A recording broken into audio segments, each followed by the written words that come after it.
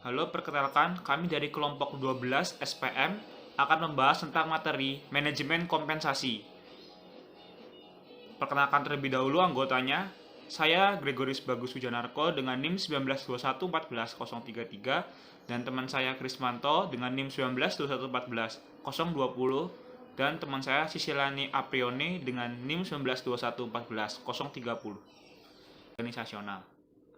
Nah, penemuan penelitian ini atas insentif ada dua terbagi, yaitu insentif positif dan insentif negatif. Insentif positif ini berupa penghargaan yang meningkatkan kepuasan, sedangkan negatif ini berupa hukuman yang mengurangi kepuasan. Jadi ibarat insentif positif ini nih kayak sesuatu yang imbalan dan tambahan yang diterima, sedangkan negatif adalah hukuman tanpa menerima imbalan. Nah, ini dalam penelitian insentif ini ada beberapa hal yang mendukung berbagai situasi, yakni yang pertama ini penghargaan pribadi itu bersifat relatif atau situasional. Dan yang kedua ini individu itu termotivasi ketika mereka memperoleh laporan atau umpan balik tentang kinerja mereka. Jadi seperti diulas terus kinerja mereka dan itu akan membuat senang seorang individu yang termotivasi. Lalu yang ketiga itu individu yang cenderung lebih termotivasi oleh penghargaan pendapatan potensial daripada oleh rasa takut akan hukuman. Jadi individu itu akan termotivasi untuk bekerja atau melakukan sesuatu itu lebih jika ada penghargaan yang diberikan kepada mereka dibanding jika ada hukuman. Jika diberikan hukuman hanya akan menimbulkan rasa takut dan kinerjanya tidak akan meningkat. Lalu saya akan membahas tentang karakteristik dari rencana kompensasi insentif. Ini ada paket kompensasi total dari seorang manajer, ada 3. Yang pertama itu gaji, yang kedua itu tunjangan, yang berupa pensiun, tunjangan pensiun dan kesehatan atau sebagainya. Dan yang ketiga ini yang kita bahas kompensasi insentif.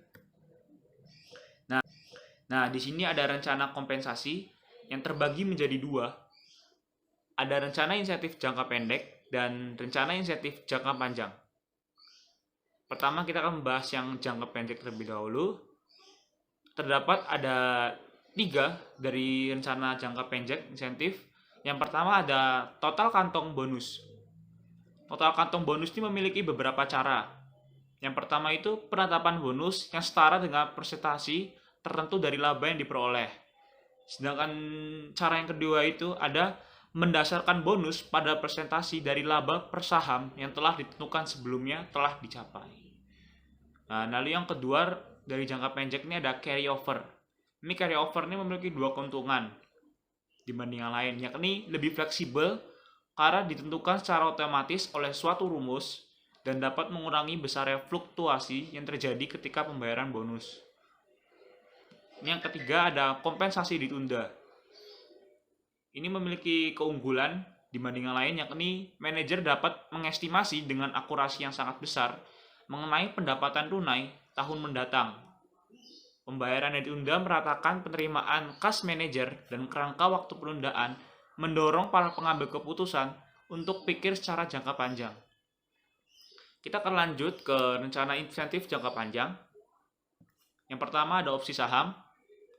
Opsi saham ini adalah hak untuk membeli sejumlah lembar saham pada atau setelah tanggal tertentu suatu saat pada harga yang disetujui. Lalu ada saham phantom. Saham phantom ini adalah rencana yang memberikan kepada manajer sejumlah saham untuk tujuan pembukuannya saja, yang di akhir periode berhak menerima penghargaan setara apresiasi nilai pasar saham sejak tanggal penghargaan diterima. Lalu ada hak apresiasi saham, yakni artinya suatu hak untuk menerima pembayaran uang tunai berdasarkan peningkatan dalam nilai saham dari saat pemberian penghargaan sampai suatu tanggal tertentu di masa depan. Lalu ada saham kinerja. Saham kinerja ini memberikan sejumlah saham tertentu saham ke seorang manajer ketika cita-cita jangka panjang tertentu telah dipenuhi di perusahaan tersebut. Lalu ada yang terakhir unit kerja, yakni suatu bonus tunai yang dibayarkan ketika target jangka panjang tertentu telah tercapai. Akan dilanjutkan teman saya berikutnya. Insentif. Beberapa insentif bersifat keuangan, sementara lainnya bersifat psikologis dan sosial. Insentif keuangan mencakup kenaikan gaji, bonus, tunjangan, dan fasilitas. Insentif psikologis dan sosial meliputi kemungkinan promosi, tambahan tanggung jawab, otonomi yang lebih besar, lokasi geografis yang lebih baik, dan pengakuan. Selanjutnya, pada tampilan 12.1 menjelaskan tentang opsi desain kompensasi insentif untuk manajemen unit bisnis.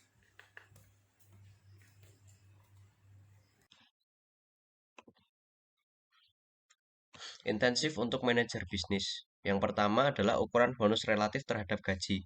Ada dua paham pemikiran mengenai cara untuk membaurkan penghargaan tetap, gaji dan tunjangan dengan penghargaan variabel dalam total kompensasi manajer.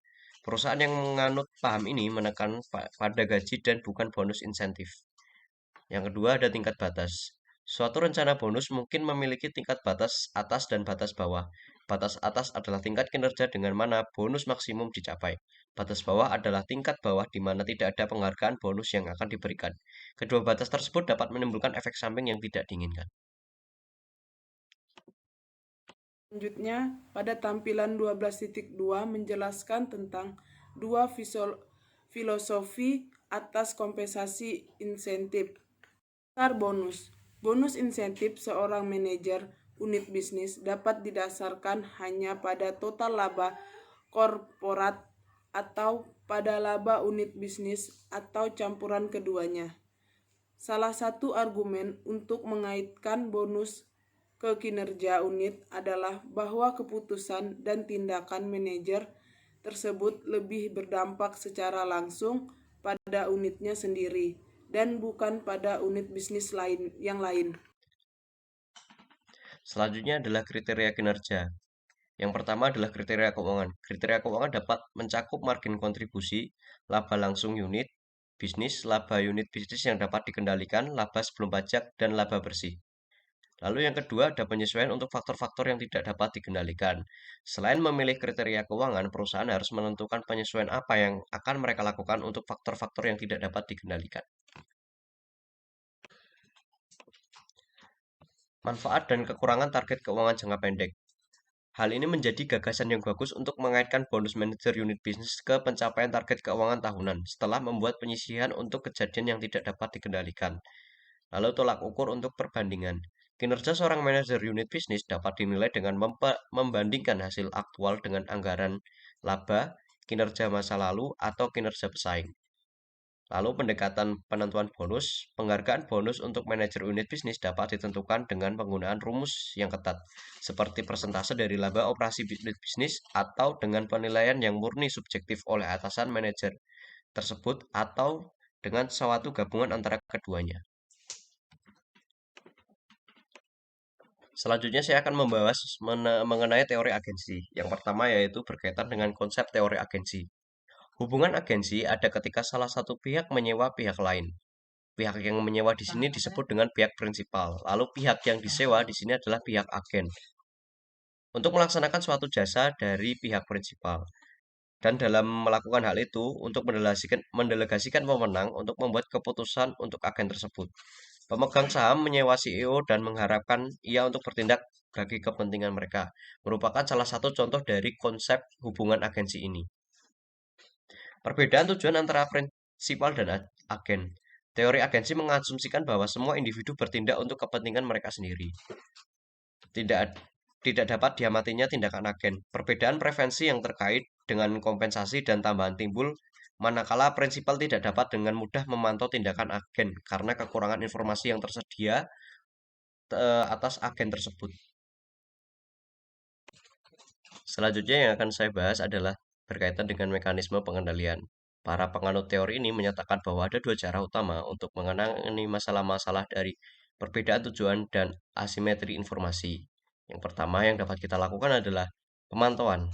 Prinsipal dapat merancang sistem pengendalian yang memantau tindakan agen, menghalangi tindakan yang meningkatkan kekayaan agen dengan mengorbankan kepentingan prinsipal. Lalu yang kedua ada kontrak insentif. Prinsipal mungkin mencoba untuk membatasi perbedaan referensi dengan menetapkan kontrak insentif yang sesuai. Kritik.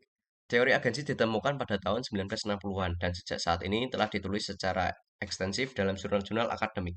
Teori agensi mengimplikasikan bahwa manajer di organisasi nirlaba dan pemerintahan yang tidak dapat menerima kompensasi insentif kurang memiliki motivasi yang diperlukan untuk keselarasan tujuan. Banyak orang tidak menerima implikasi ini. Sekian presentasi dari kami. Terima kasih atas perhatiannya.